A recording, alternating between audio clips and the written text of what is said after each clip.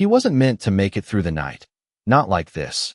Not with a body that had already started to surrender to the quiet pull of sleep and a room that smelled too clean, too final, like something already decided.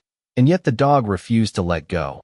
Jaws locked not in anger, but in memory, in promise, in something older than fear, as if the world could still be held together by the simple act of holding on. The fluorescent lights above humming softly, casting a pale wash over stainless steel and folded paper forms that waited for a signature, while outside the narrow window the late afternoon sun slipped behind a line of bare trees, bleeding gold into a sky that didn't know what was about to be lost.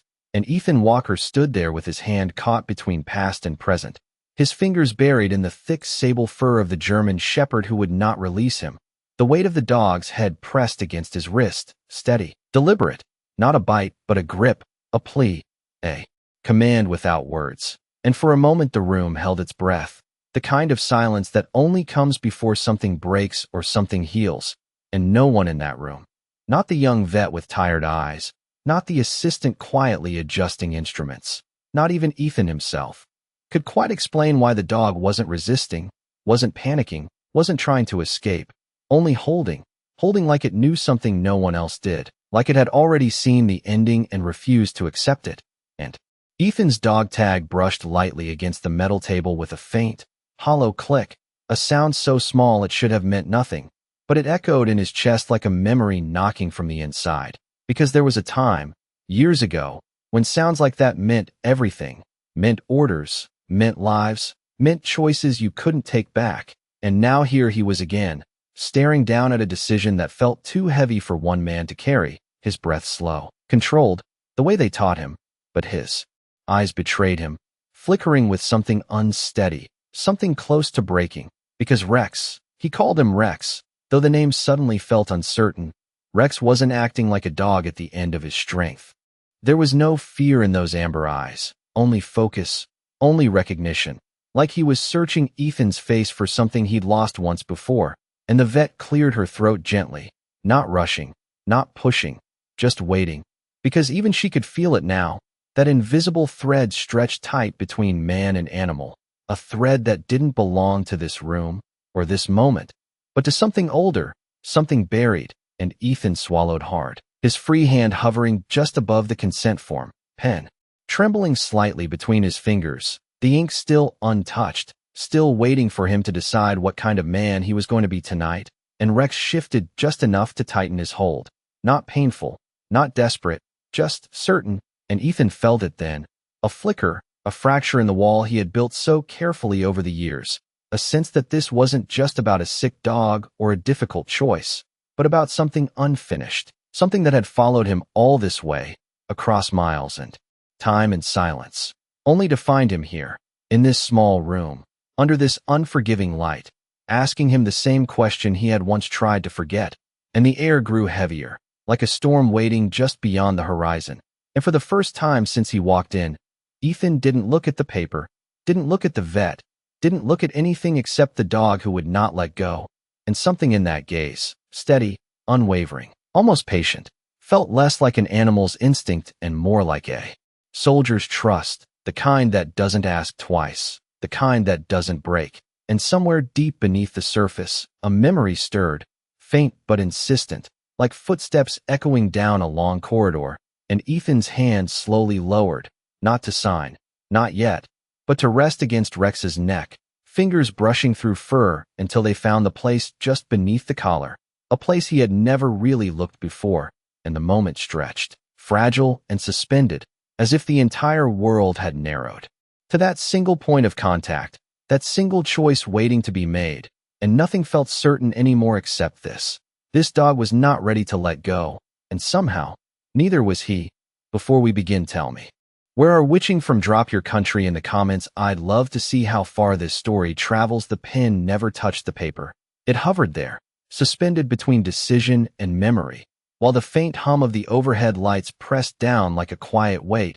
And Ethan felt something he had not allowed himself to feel in years begin to surface, slow and unwelcome, like breath returning after being held too long. And Rex did not loosen his grip, not even an inch, his jaw steady but gentle. as if he understood that this moment was not about strength but about time, about giving Ethan just enough of it to remember who he used to be. And the veterinarian shifted slightly, careful, respectful, her voice low when she finally spoke, saying his name like it might break if she said it too loud, asking if he needed a moment. But Ethan did not answer right away because he was no longer fully in that room, not entirely. His eyes fixed on the dog, yet seeing something else layered beneath. Something older, sunburned and distant, a heat that did not belong to this quiet clinic. And his chest rose slowly as the scent of antiseptic faded behind something sharper in his memory. Dust and metal and the faint trace of fuel carried on dry wind. And he swallowed hard, blinking once as if to clear it. But it did not clear, it deepened, and Rex's ears twitched at the subtle change in him, as if sensing the shift before anyone else could. And the dog's tail, still and low, gave the smallest movement, not of excitement, not of fear, but of recognition, like a signal passed silently between two soldiers who had once stood side by side without needing words. And Ethan's fingers pressed slightly into the thick fur at the dog's neck, grounding himself. Yet the ground felt less certain than it had a moment ago, because something about this was wrong. Not the situation, not the sickness, but the feeling. The way Rex was looking at him, the way he refused to let go. It was not how a dog faced the end. It was how a partner held a line. And Ethan's jaw tightened as he finally lowered the pen to the table, not signing, just placing it down with a soft, deliberate sound. And the veterinarian noticed, her eyes narrowing just slightly, not in concern but in curiosity, because she had seen animals in their final hours before, and this was not that. This was something else, something held together by intention, and she stepped closer, slow enough not to startle either of them, her gaze moving from Ethan's face to the dog's collar, then back again, as if trying to read a story that had not been spoken aloud. And Ethan exhaled, a long, quiet breath that carried more weight than it should have. And when he spoke, his voice was steady but distant, like he was speaking from somewhere far away, saying that Rex had never been like other dogs, that he did not bark without reason, did not move without purpose, that he had always watched, always waited, and that even now he was not afraid. And the words hung there, unfinished, because Ethan did not know how to explain what he was beginning to feel, that this was not fear at all, that this was something closer to insistence. And Rex shifted again, tightening his hold just enough to remind him, just enough to keep him present. And Ethan's eyes dropped to the collar, to the worn leather that he had adjusted 100 times without really seeing it. And for a brief second something flickered across his mind, a question that had no clear shape yet, something about how Rex had come to him in the first place, how the shelter had said he was found wandering. No history, no record, just another stray that needed a home. And Ethan had not questioned it. Not then, because he had needed something to hold on to just as much as the dog had. And now that memory felt incomplete, like a report missing pages, and the veterinarian reached out carefully, her fingers hovering near the collar, asking softly if she could take a closer look. And Ethan hesitated, not out of distrust, but out of something instinctive, something protective, as if letting go of this moment might mean losing whatever truth was trying to surface. But Rex did not resist her touch. He did not growl or pull away. He only kept his hold on Ethan while allowing her hand to move gently along the edge of the collar. And that was when she paused, her fingers catching on something small, something hidden beneath the fold of worn leather. And her expression changed, not dramatically, just enough to signal that she had found something unexpected, and Ethan felt it before he saw it. That subtle shift in the room, that quiet intake of breath that meant something had just been uncovered, and the past, which had been knocking faintly at the door of his mind, now pressed a little harder, waiting to be let in. The room seemed to narrow around that single point beneath Rex's collar where the veterinarian's fingers had paused, and for a second no one moved, not even the quiet machines that hummed in the background, as if the world itself had leaned in to listen. And then slowly, carefully, she slid 2 fingers under the worn leather edge and pulled it just enough to reveal what had been hidden there all along. A thin strip of metal no wider than a thumbnail, dulled by time, but unmistakably deliberate. And it caught the light in a way that did not belong in a place like this. Not in a clinic where everything was labeled, documented, ordinary. And Ethan felt his breath catch before he even fully saw it.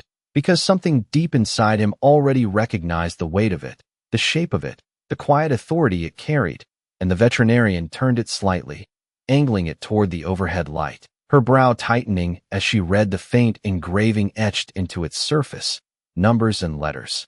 Arranged not like a pet identification tag, but like something else, something coded, something meant for a different kind of record, and she whispered softly, almost to herself, that this was not standard, not anything she had seen on a civilian animal before, and Ethan's hand instinctively moved closer, hovering just above hers, not touching yet, as if afraid that making contact might confirm what he was beginning to fear. And Rex did not move, did not resist, he simply held on, his amber eyes fixed on Ethan with that same steady gaze, patient, waiting, like he had carried this moment across years just to place it here, right now.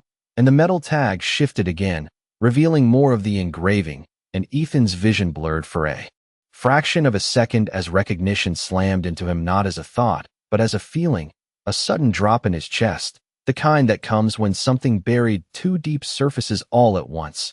And the room faded slightly at the edges, the clean white walls replaced in his mind by a horizon that stretched wide and unforgiving, heat shimmering off distant ground, the air thick and dry, and he blinked hard, trying to stay present. But the numbers on that tag would not let him, because he had seen that format before, memorized it without ever meaning to, the way soldiers memorize things they hope they will never need again.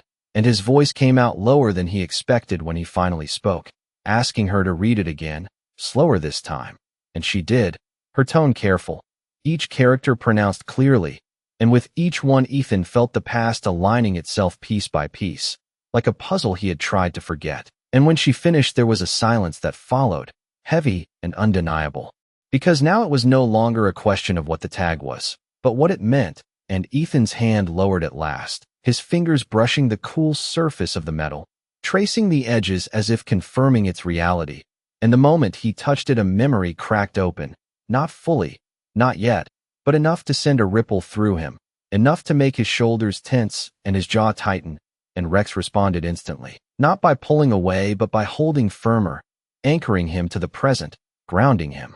As the past pressed harder against his thoughts, and the veterinarian watched the change in him, the way his posture shifted, the way his eyes lost focus for just a second too long, and she asked quietly if he recognized it, and Ethan did not answer right away, because the truth was not simple, it was layered, tangled with things he had not spoken aloud in years, things he had packed away under discipline and routine and silence. And now here it was, hanging from the collar of a dog who should have been just a stray, just a companion, and instead felt like something else entirely. Something returned, and he finally nodded, slow, deliberate, his voice barely above a whisper as he said that this was not supposed to be here, that tags like this were never meant to leave the field, never meant to be seen again.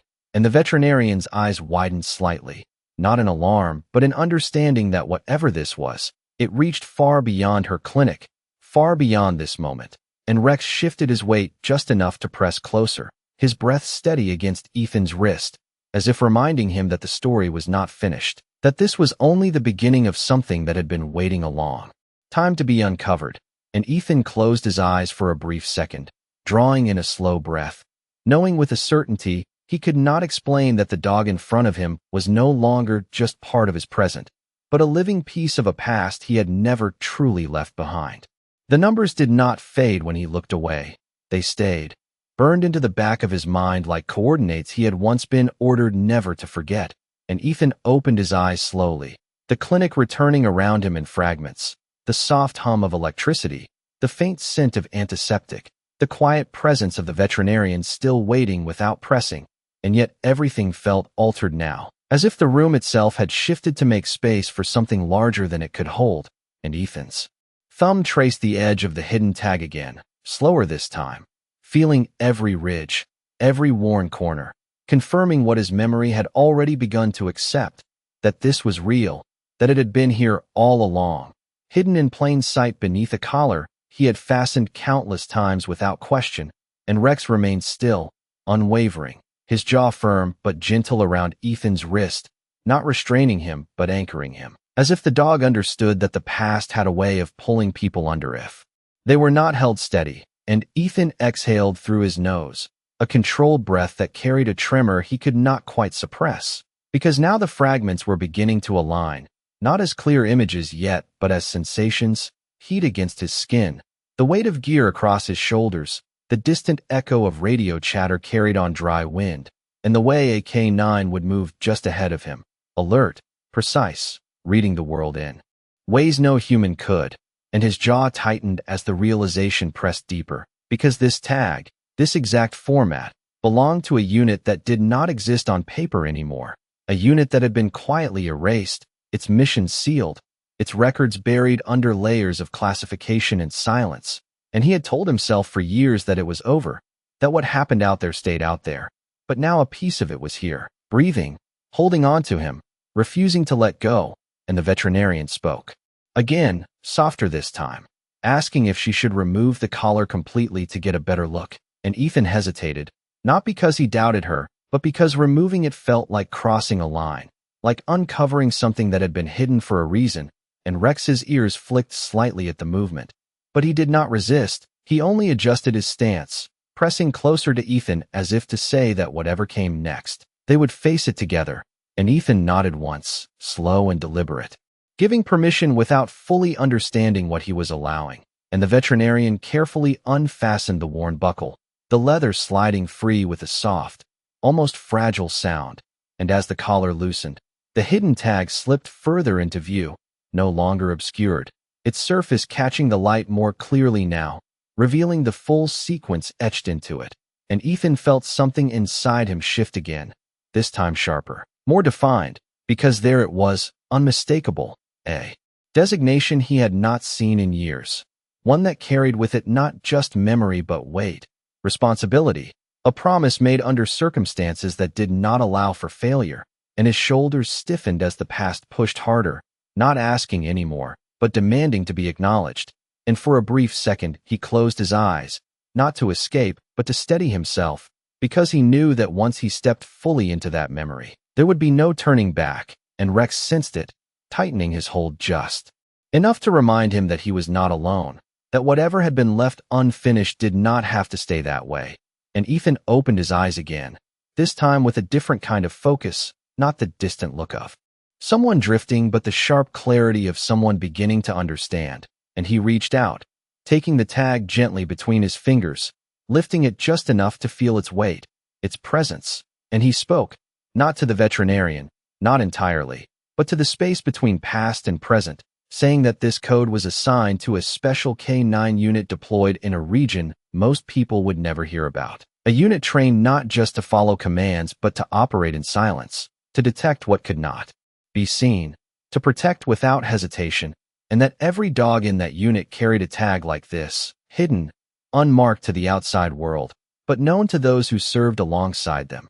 And his voice faltered for a fraction of a second as the implication settled in fully, because if this tag belonged here, on this dog, then the story he had been telling himself about where Rex came from was incomplete, and the truth, whatever it was, had been waiting patiently, just beneath the surface, until this exact moment to be seen. The weight of the tag in Ethan's hand did not belong to the present. It pulled downward like gravity from another time, another place, and the moment his fingers closed around it fully, the memory did not return in fragments anymore.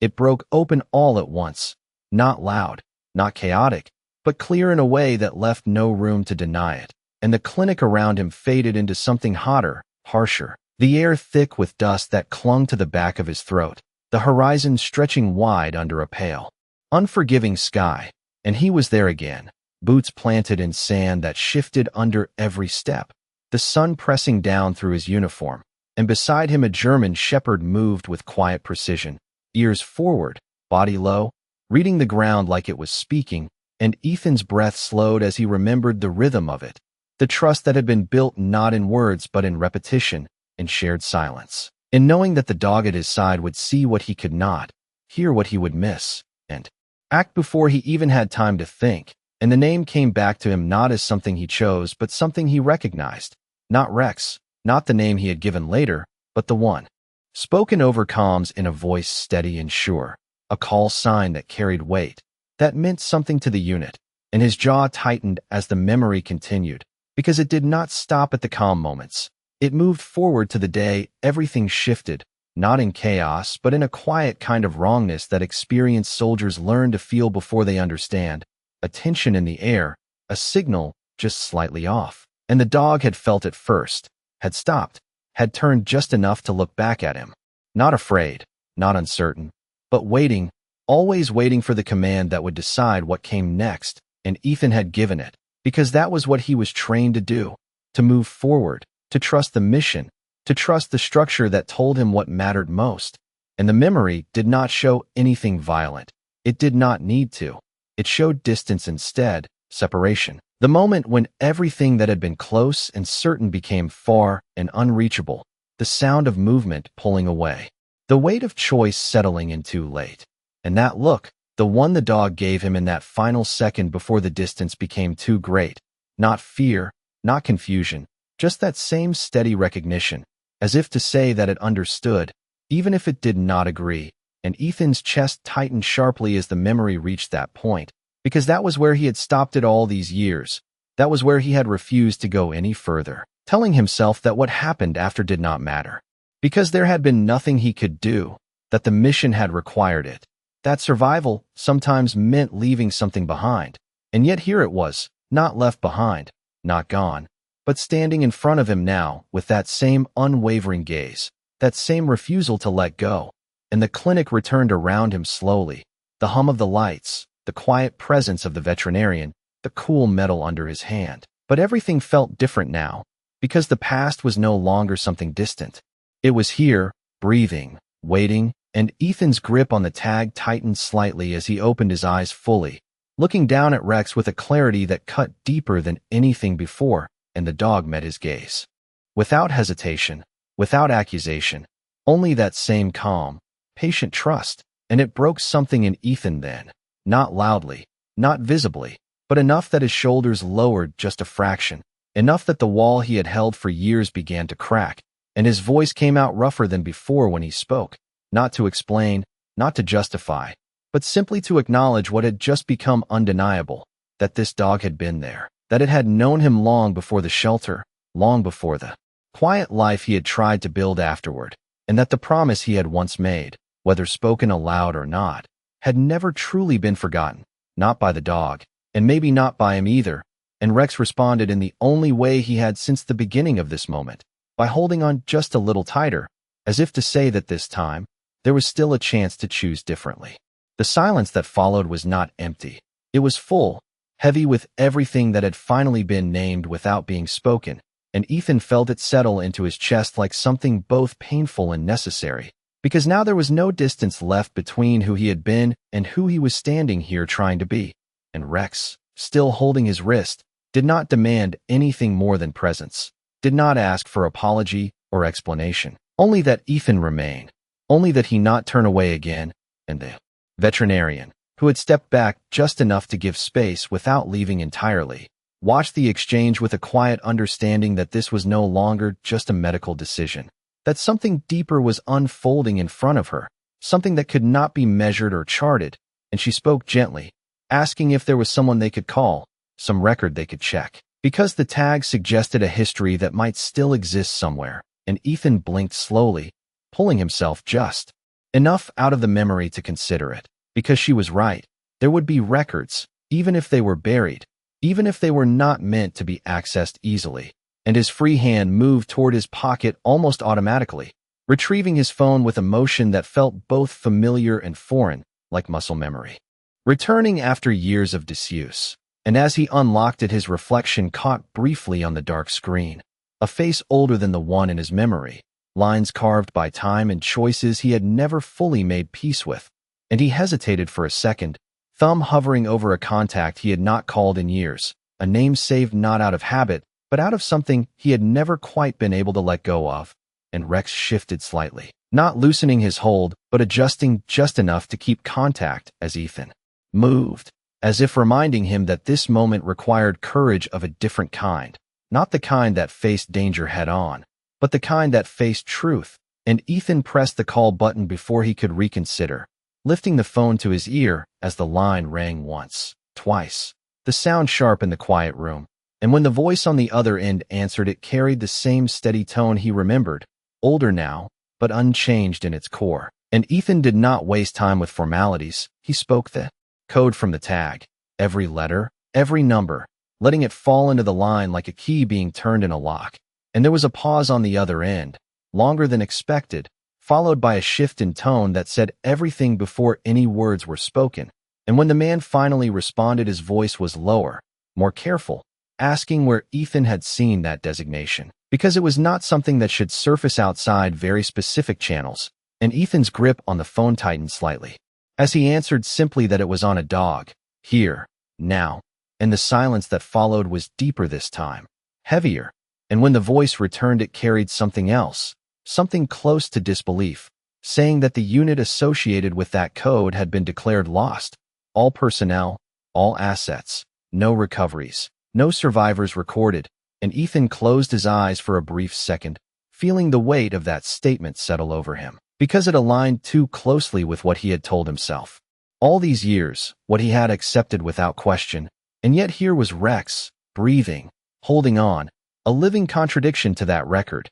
And the man on the phone continued, more quietly now, saying that if what Ethan was saying was true, then this dog was not just any animal. It was part of a classified operation that had never been fully accounted for, and that any surviving element from that mission would carry significance beyond what most people could understand. And Ethan opened his eyes again, looking down at Rex, really looking this time, not as a pet, not as a companion, but as something that had endured beyond what it should have, something that had found its way back not by accident, but by intention. And Rex's gaze did not waver. It met his fully, steady and certain, and in that moment Ethan understood something that cut through all the confusion, all the buried memory, that this was not about uncovering a secret or solving a mystery. It was about a promise that had never been completed. And the veterinarian watched as Ethan lowered the phone slowly, ending the call without another word, because there was nothing else that needed to be said. The truth was already here, in the room, in the weight of the tag, in the grip that had never loosened. And the decision that had seemed so clear just minutes ago now felt impossible, because it was no longer a question of whether the dog should be let go, but whether Ethan could live with letting go again, knowing what he knew now. And Rex, sensing the shift, pressed closer, his breathing steady, his presence unwavering, as if reminding him that this time, the choice was still in his hands. The decision did not arrive all at once. It built slowly, like pressure beneath the surface, and Ethan could feel it rising in his chest with every steady breath Rex took against his wrist, with every second that passed without release. Because now the truth was no longer hidden behind doubt or distance. It was here, undeniable, asking something of him that he had avoided for years. And the room seemed smaller again, not from walls, but from the weight of what stood between what was easy and what was right. And Ethan's eyes stayed locked on Rex, searching, not for answers, but for permission, for something that would tell him he was not too late. And Rex gave nothing dramatic, no sudden movement, no sound, only that same quiet presence, that same unbroken gaze that had followed him across time. And it was enough, because it was exactly the same look from that day, not accusing, not afraid, just waiting, trusting him to choose. And Ethan's throat tightened as he realized that the dog had never stopped trusting him. Not then, not now, not even after everything that had been left unfinished. And that realization cut deeper than any memory, because it meant the weight he carried had never been shared. It had always been his alone. And yet Rex had carried the outcome without hesitation, without resentment, simply continuing forward until somehow, impossibly, he had found his way back. And the veterinarian shifted again, her voice soft but steady as she asked what Ethan wanted to do. Not what was recommended, not what was expected, but what he wanted. And the question landed differently now, because it was no longer about procedure or prognosis. It was about choice. And Ethan looked down at the paper still, resting untouched on the metal table, the blank line waiting for a signature that suddenly felt like something far more permanent than ink. And his hand moved toward it, hovering for just a moment, and then stopped, because Rex tightened his hold again, not forceful, just enough to interrupt the motion, just enough to remind him. And Ethan let out a breath he had been holding without realizing it. long and slow, as something inside him shifted into place, not perfectly, not completely, but enough to move forward, and his hand turned, not toward the pen, but toward Rex, fingers sliding along the dog's jaw, not to pull away but to rest there, to meet the hold instead of breaking it. And his voice came out low, steady, carrying a weight that had finally found direction as he spoke not to the room but to the dog, saying that he should have come back, that he should have found a way, that he had told himself it was over because it was easier than admitting he had left something unfinished. And the words were not loud, not dramatic, but they carried something real, something that had been waiting to be said even if no one else needed to hear it. And Rex responded the only way he had since the beginning, by staying, by holding, by not letting that connection break. And Ethan's shoulders dropped just slightly as he accepted what that meant. That forgiveness had never been asked for, only presence, only a different choice now. And the veterinarian watched quietly as Ethan reached for the clipboard again, her eyes following the movement carefully, and for a second it looked like he might sign after all, that he might follow through with what he had come here to do. But instead of picking up the pen, he lifted the entire form, holding it in his hand as he stared at it, really seeing it for the first time. And then, without hurry, without hesitation, he set it aside, not dramatically, just out of reach, as if it no longer belonged in this moment. And the shift in the room was immediate, subtle but undeniable, like something had been released without needing to be spoken. And Ethan looked back down at Rex, his hand still resting against the dog's jaw. And this time when their eyes met, there was something different. Not just recognition, not just memory, but decision, and his voice followed it, quiet but certain, as he said that they were not doing this. Not today, not like this. And Rex's grip softened just slightly, not letting go completely, but easing enough to feel the change, as if he understood that the choice had finally been made. And for the first time since Ethan had walked into that room, the weight pressing against his chest lifted just enough for him to breathe fully, not because the situation had been solved, but because he had chosen not to repeat the same ending. And in that choice, something long buried had begun, quietly, to heal. The room did not erupt in relief. There was no sudden release of tension or dramatic shift in sound, only a quiet recalibration, like a compass slowly finding true north again. And the veterinarian nodded once, understanding more from what had not been said than from what had. Her movements gentle as she stepped closer to adjust the equipment, not to prepare for an ending, but to stabilize what still remained. And Ethan stayed where he was, his hand resting against Rex's jaw, feeling the subtle change in the dog's grip as it softened from insistence into something calmer, something closer to trust fulfilled. And for the first time since this moment began, Rex's breathing seemed to ease, not dramatically, but enough that Ethan noticed it, enough that it mattered. And the overhead light cast a softer glow now. Or maybe it was just that Ethan was finally seeing it differently. No longer as a place of final decisions, but as a place where something had been given back. And the veterinarian spoke quietly, explaining that there were still options, treatments that could be tried, time that could be gained, not guaranteed, never guaranteed, but possible. And Ethan listened without interrupting, his focus split between her words and the steady presence at his wrist. Because what mattered most had already been decided. The rest was simply what came after, and when she finished he nodded once, not because he needed convincing, but because he understood what she was offering. Not a miracle, not certainty, but a chance, and that was more than he had allowed himself to hope for just minutes ago. And Rex shifted again, slowly this time, his jaw loosening enough that Ethan's wrist was free, yet the dog did not pull away. Instead he lowered his head, resting it against Ethan's forearm, maintaining contact in a different way, a quieter way, and Ethan exhaled softly at the change, his fingers moving instinctively to the space behind Rex's ear, scratching gently, the motion familiar, grounding, and for a brief moment everything else fell away, the past, the questions, the weight of what had been uncovered, leaving only this simple connection, this shared presence that did not need explanation.